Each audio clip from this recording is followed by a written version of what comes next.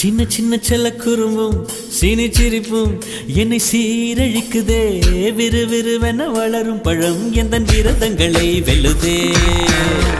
உன்னை கரம் பற்றி இழுத்து வளையுடைத்து காதல் சொல்லிடச் சொல்லுதே.